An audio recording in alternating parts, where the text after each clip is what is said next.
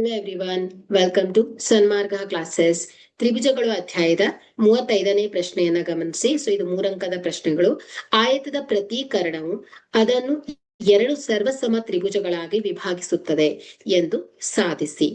So ಆಯತ, okay, so ಆಯತವನ್ನ ಬಿಡಿಸ್ಕೊಳ್ಳಿ. So ಆಯತದ ಪ್ರತೀಕರಣ, so ಇದು Karna, okay. So A B C D ತಗೊಂಡ್ರೆ ಈ ಕರ್ಣ ಏನ್ ಮಾಡತ್ತಂತೆ, ಪ್ರತೀಕರಣವು, ಆಯತದ ಪ್ರತೀಕರಣವು ಅದನ್ನ 2 ಸರ್ವಸಮ ತ್ರಿಭುಜಗಳನ್ನಾಗಿ ವಿಂಗಡಿಸುತ್ತೆ ಅಂತ ಹೇಳ್ತಾ ಇದ್ದಾರೆ.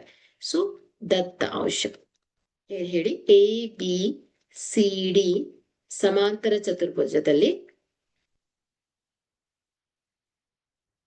ಓಕೆ, ಇದೊಂದು ಚತುರ್ಭುಜ 4 ಬಾಹುಗಳನ್ನ ಒಳಗೊಂಡಿದೆ ಅಲ್ವಾ. ಸೊ ಸಮಾಂತರ ಚತುರ್ಭುಜದಲ್ಲಿ ಎ ಸಿ ಏನಾಗಿದೆ, ಒಂದು ಕರ್ಣ, ಓಕೆ. ಸುಸಾಧನೀಯ ತ್ರಿಭುಜ ಎ ಡಿ ಸಿ ಸರ್ವಸಮ ತ್ರಿಭುಜ ಎ ಬಿ ಸಿ ಅಂತ ತೋರಿಸ್ಬೇಕು.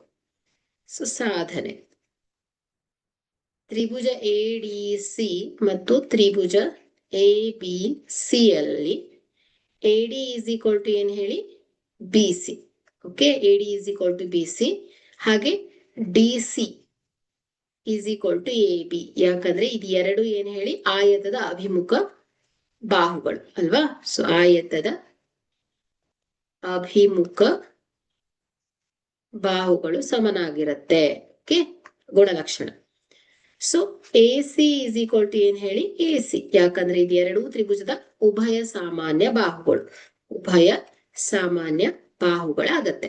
ಸೊ ಹಾಗಾದ್ರೆ ಇಲ್ಲಿ ಬಾಹು ಬಾಹು ಬಾಹು ಸರ್ವಸಮ ನಿಯಮದ ಪ್ರಕಾರ ಏನ್ ಹೇಳ್ಬೋದು, ತ್ರಿಭುಜ ಎ ಡಿ ಸಿ ಸರ್ವಸಮ ತ್ರಿಭುಜ ಎ ಬಿ ಸಿ ಆಗತ್ತೆ, ಅಥವಾ ಸಿ ಬಿ ಎ ಆಗತ್ತೆ, ಓಕೆ.